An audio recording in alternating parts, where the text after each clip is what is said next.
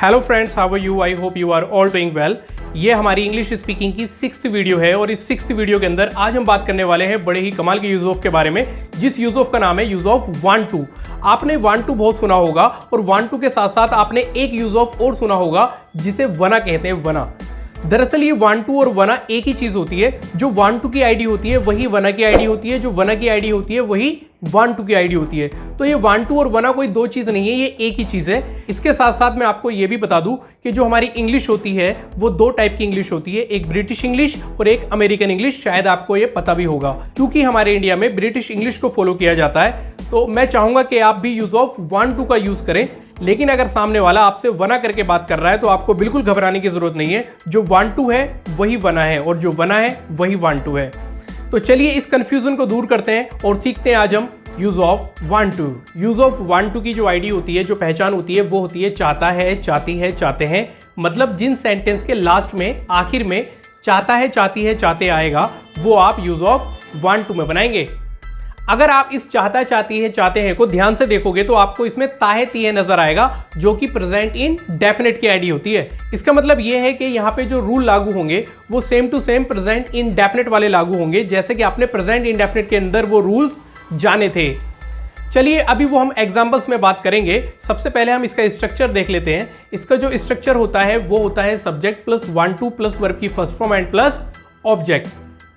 चलिए अब कुछ एग्जाम्पल्स ले लेते हैं ताकि ये वन टू या वना और हमारे अच्छे से क्लियर हो जाए। मैं तुम्हें इंग्लिश पढ़ाना चाहता हूं। लास्ट में आ रहा है चाहता हूं, समझ गए ना आप? चाहता हूं आ रहा है तो कैसे बनाएंगे? सब्जेक्ट हो गया मैं, मतलब आई के साथ लगाएंगे आप वन टू। वर्ब हो गया पढ़ाना, मतलब टीच, और ऑब्जेक्ट हो जाएगा तुम्हें इंग्लिश, तो हो जाएगा I want to teach you English. हम यह मैच जीतना चाहते हैं। We want to win this match. वह तुमसे कुछ पूछना चाहती है। She wants to ask you something. आपने एक बात का ध्यान दिया कि मैंने यहां पे वांट्स लिखा, वांट में एस लगाया। क्यों? क्योंकि मैं अभी आपको बता चुका हूं कि चाहता है, चाहती है, चाहते हैं में लास्ट में ताहे ती आ रहा है, मतलब ये प्रेजेंट इन डेफिनेट की तरह है।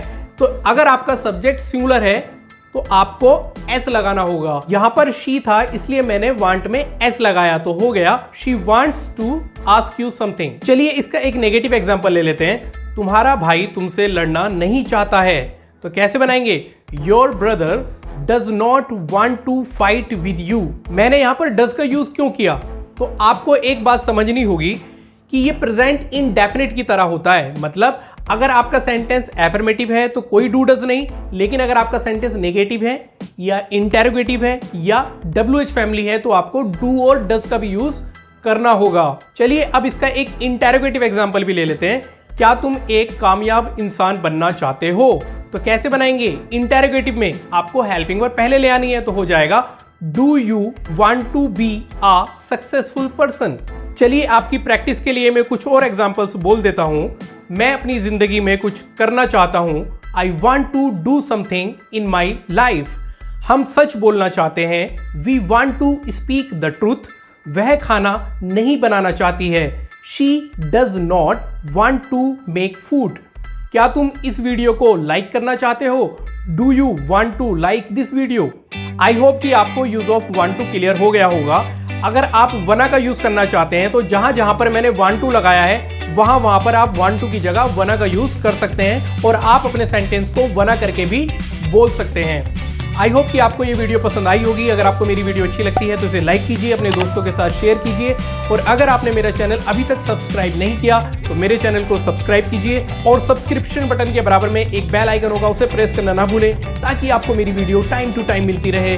मिलते हैं अपनी नेक्स्ट वीडियो में, तब तक के लिए बाय बाय, टेक केयर।